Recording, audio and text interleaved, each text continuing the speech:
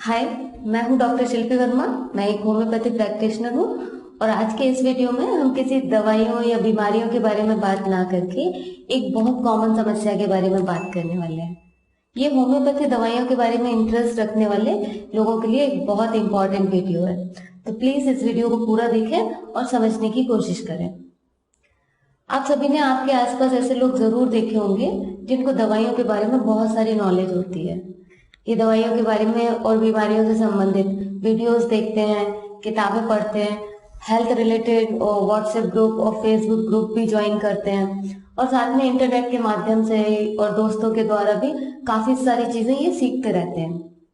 तो क्या इन्हें ऐसा नहीं करना चाहिए? जी नहीं, ये बिल्कुल ऐसा कर सकते हैं और बिल्कुल करना चाहिए। हर इंसान को अपनी पसंद की चीजें सीखना चाहिए और इसमें कोई भी बुराई नहीं है।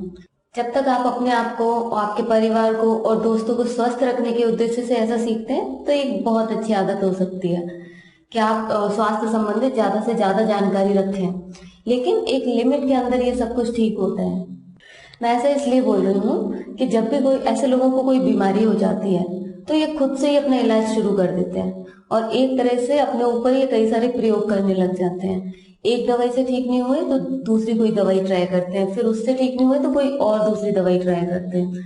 आप लोगों ने नॉर्मली देखा होगा कि दवाइयों की दुकान पे मरीज खुद आते हैं, खुद दवाइयों का नाम बताते हैं और खुद ही अपनी मर्जी से दवाइयां ले रहे होते हैं। तो अब यहाँ पे समझने वाली बात ये है कि होम्योपैथी में ये बिल्कुल भी जरूरी नहीं है कि किसी को एक जैसी बीमारी हुई है तो उन्हें एक जैसी दवा दी जाए। उन्हें उनके इंडिविजुअल सिम्टम्स के आधार पर अलग अलग दवाई दी जाती है। किसी भी बीमारी को सप्रेस किए बिना अगर उसका जड़ से इलाज किया जाता है तो इसलिए हमें इंसान के सारे सिम्टम्स लेने के बाद ही उनके लिए कोई दवा सिलेक्ट करना होती है। अगर सिर्फ सप्रेस ही करना होता तो एक ही दवा काफी होती और उसी से सबका इलाज हो जाता। लेकिन अगर परमानेंट क्योर करना है तो इंडिविजुअल सिम्टम्स के आधार पर ही दवा देना होती है। हर इंसान एक दूसरे से अलग है, उसकी बॉडी का बीमारियों के प्रति रिएक्शन भी अलग होता है, इसलिए अलग अलग सिम्टम्स आते हैं और उन्हें अलग अलग दवाइयां देकर ठीक करना होता है।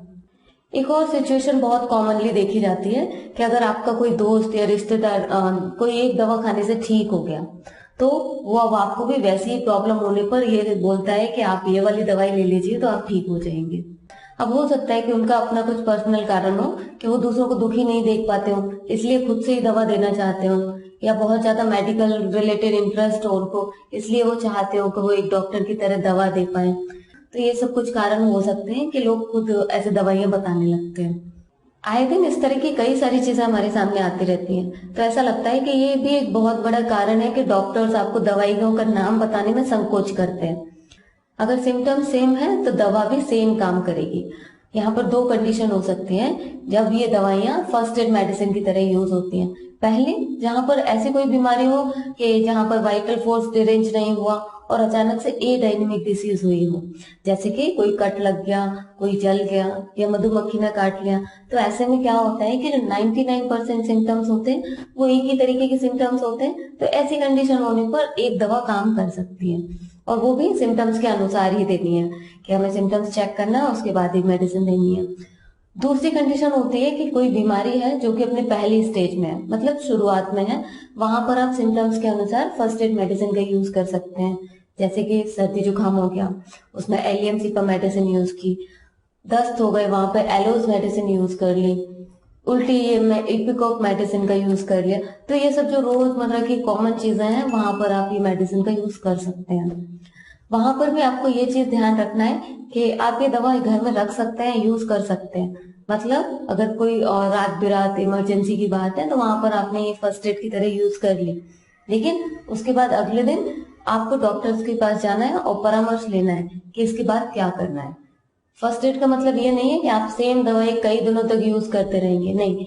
फर्स्ट एड मतलब एक बार आपने दवाई ले ली, एक दो डोजेज ले ली एक दिन में और फिर उसके बाद जाके आपने डॉक्टर को परामर्श कर लिया। लेकिन जब कोई बीमारी इन प्राथमिक उपचार से ठीक नहीं हो रही है, ज्यादा दिन चल रही है या फिर बार बार होती जा रही है, तो ऐसे में क्या होता है, मरीज की कंडीशन और खराब होती जाती है। तो ऐसे में आप घर में रह के इलाज के लिए मरीज पर एक्सपेरिमेंट ना करते रहें, या खुद बीमार है तो खुद पर एक्सपेरिमेंट ना करते रहें। कई बार ऐसा भी होता है कि आपको डॉक्टर ने एक हफ्ते की दवा लिख कर दे दी, लेकिन आप उसे लगातार खाते चले जा रहे हैं। जब भी कभी बीमार हुए आप लगातार उस दवा को खाते चले जा रहे हैं। हफ्ते, महीने और कई दिनों तक ऐसे खाते जा रहे हैं, तो ऐसा करने से भी दवाइयों के दुष्प्रभाव होने लगते हैं। सिर्फ होम्योपैथी क्यों, कोई भी पैथी हो, एलोपैथी, आयुर्वेदा, सिद्धा, एक्यूपंक्चर या फिर नेचुरोपैथी, अगर आप एक मरीज हैं और अपना इलाज करवाना चाहते हैं तो पूरी तरह से आपको डॉक्टर ने जो बोला है उस पर विश्वास करना चाहिए, तब आपका जो इलाज है वो सही तरीके से हो सकता है। कौन सी दवाई लेनी है, कौन से डोजेस में लेनी है, कितने दिन का बोला जा रहा है, खुद का इलाज खुद करने की कोशिश बिल्कुल भी ना करें, क्योंकि ये कभी कभी बहुत डेंजरस हो सकता है। तो जो लोग भी जिस पैथी के डॉक्टर होते हैं उन्हें उस पैथी का ज्ञान होता है, उन्होंने उसकी पढ़ाई की होती है, उसके बारे में उनका अनुभव होता है। जैसे कि मैं एक होम्योपैथी डॉक्टर हूँ, मैंने होम्योपैथी से संबंधित पढ़ाई की है, उससे संबंधित दवाइयों की पढ़ाई की है, मानव संरचना में क्या होता है, कौन से स्ट्रक्चर कहाँ होता है बॉडी में, कौन सी संरचना का क्या काम है, शरीर कैसे काम करता है, बीमारियां कैसे ठीक करना है, बीमारियां होने पर हमें कौन सी चीज ठीक करना है, किस अंग की बीमारी होने पर क्या सिम्टम्स होते हैं, और केस टेकिंग कैसे करना है, क्या पूछना है। तो इस तरीके की हमारी ट्रेनिंग होती है। उसी तरह हर पैथी के लोग उनके फील्ड के बारे में बहुत अच्छे से जानते हैं, जो दूसरे डॉक्टर्स भी नहीं जानते। जैसे कि एक्यूपंक्चर की क्या टेक्निक्स हैं वो मैं नहीं जानती, क्योंकि मैंने उसके बारे में पढ़ाई नहीं की। आयुर्वेदा में क्या होता है वो मुझे नहीं पता, क्योंकि मैं उसके बारे में नहीं पढ़ा है। तो जो काम हम नहीं कर सकते तो उसको जबरदस्ती करने की कोशिश नहीं करना चाहिए। अलग अलग प्रोफेशन के लोगों को अलग अलग उनकी पढ़ाई होती है, अलग अलग उनके अनुभव होते हैं, उस हिसाब से वो काम करते हैं। हम होम्योपैथी के बेसिक टेक्निक्स देखें तो सिर्फ बीमारी के सिम्टम्स नहीं देखते, हमें मानसिक सिम्टम्स की जरूरत पड़ती है, शारीरिक सिम्टम्स देखना होते हैं, बिहेवियर, पर्सनैलिटी, मरीज की शारीरिक बनावट कैसी है, तो वो सब कुछ देखना होता है। अब अगर ऐसा लगता है कि कोई लैब इन्वेस्टिगेशन की जरूरत है तो वो भी करवाई जाती है। तब आपके लिए एक दवा लिखी जाती है जो एक साधारण इंसान के द्वारा नहीं किया जा सकता, और स्पेशली तब जब वो खुद एक मरीज है। कभी कभी कुछ केसेस में ऐसा होता है कि डॉक्टर्स खुद के लिए भी दवा सिलेक्ट नहीं कर पाते। इसका कारण होता है कि वो खुद के लिए बियास्ड होते हैं, मतलब उनको खुद के लिए उनके मन में पहले से कुछ धारणाएं होती है। सिर्फ खुद का ही नहीं, अगर उनको कोई बहुत क्लोज रिलेशन में है तो उस समय भी वो उनको दवाई सिलेक्ट करने में दिक्कत होती है, क्योंकि उनके मन में उनके लिए पहले से कुछ फिक्स धारणाएं होती है। क्योंकि होम्योपैथी में एक नियम है कि अगर आप मरीज को अनबियास्ड होकर देखेंगे तभी उसके सारे सिम्टम्स को ठीक तरीके से देख पाएंगे। इसका मतलब पहले से आप कोई उसके बारे में जजमेंट नहीं करेंगे, उसके लिए कोई इमेज नहीं बनाएंगे, तब आप ठीक से उस मरीज को समझ पाएंगे। ये सब चीजें किसी भी ऐसे व्यक्ति के द्वारा नहीं हो सकती जिसने कि बस कुछ आर्टिकल्स पढ़े हैं या कुछ वीडियोस देखे हैं। ऐसा करने से आपको नॉलेज तो जरूर मिल जाती है, लेकिन वो योग्यता जो इलाज करने के लिए चाहिए वो नहीं मिलती। चलो जैसे तैसे आपने सिम्टम्स देख के दवा भी सिलेक्ट कर ली, अब उसके कौन सी पोटेंसी यूज करना है, कितने दिन दवा लेना है, दवा को कब रिपीट करना है, कब दवा चेंज करना है, कब हाई पोटेंसी देना है। कुछ दवा जो होती है वो शॉर्ट एक्टिंग होती है, कुछ लॉन्ग एक्टिंग होती है। कब दवा को आपको आधे आधे घंटे में देना है, किस स्थिति में महीने में सिर्फ एक ही डोज काफी है। तो इसके बाद कौन सी इंटरकरेंट दवा देना है, कब दवा को एंटीडोट करने की जरूरत है, या इसके लिए कौन सी दवा इसके बाद यूज करेंगे तो अच्छा काम करेगी, यानी कि कॉम्प्लीमेंट्री मेडिसिन देना है, कौन सी दवा का एनिमिकल असर होता है। तो ये कुछ ऐसी चीजें हैं जो सिर्फ क्वालिफाइड डॉक्टर ही कर सकते हैं।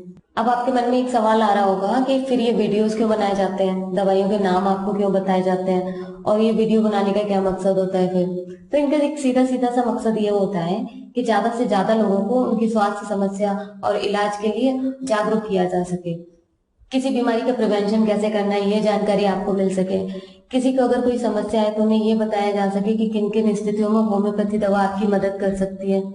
इसलिए वीडियोस में बोला जाता है कि आप कौन सी दवाई ले सकते हैं और कौन सी दवा लेने के बाद आपको डॉक्टर से संपर्क करना है और ट्रीटमेंट लेना है। कौन सी दवा कितने दिन लेना है ये भी आपको कई बार बताया जाता है, लेकिन इसका ये मतलब नहीं है कि वही दवा आपको लगातार लेते रहना है। इसलिए अब आखिर में मेरा आप सबसे एक अनुरोध है कि जब भी अगर आपके साथ कभी ऐसा हो कि भगवान ना करे आप बीमार पड़े या आपके फैमिली में कोई बीमार पड़े, लेकिन अगर फिर भी अगर ऐसा कुछ होता है तो आप ज्यादा दिन तक उन पर एक्सपेरिमेंट ना करें। 1 या 2 दिन की जो उनकी फर्स्ट एड मेडिसिन होती है वो देना है, और फिर अगर आपको समझ में आ रहा है तो ठीक है, नहीं आ रहा तो डॉक्टर के पास जाके परामर्श करना है। और डॉक्टर के द्वारा जो दवाई बताई जाती है वो समय पर खाना है, और बताए गए सजेशंस को माने। जैसे कि वॉक करने का बोला है तो वॉक करना है, मेडिटेशन का बोला है तो मेडिटेशन करना है, और पॉजिटिव रहना है। तो जो कुछ भी खाने पीने का मना किया है, परहेज बताया है, तो जैसा बताया है वैसा फॉलो करना है। और तो आप देखेंगे कि जो आपकी रिकवरी है वो काफी फास्ट हो जाएगी। तो फ्रेंड्स, मुझे उम्मीद है कि आप समझ गए होंगे कि खुद से इलाज नहीं करना है। ये सब जानकारी अच्छी होती है जब आप स्वस्थ रहना चाहते हैं, अपना ध्यान रखना चाहते हैं, तो ये ज्यादा से ज्यादा जानकारी लेना काफी अच्छी बात है। अगर आपको कोई सवाल है तो कमेंट्स में लिखें, और अगर आपके कोई फ्रेंड्स और रिलेटिव्स जो खुद से इस तरह का इलाज करते हैं तो उन्हें ये वीडियो जरूर शेयर करें। और इस तरह के आने वाले और भी वीडियोस के अपडेट्स पाने के लिए चैनल को सब्सक्राइब करें। अब हम मिलते हैं नेक्स्ट वीडियो में, तब तक आप सभी अपना ध्यान रखें और स्वस्थ रहें।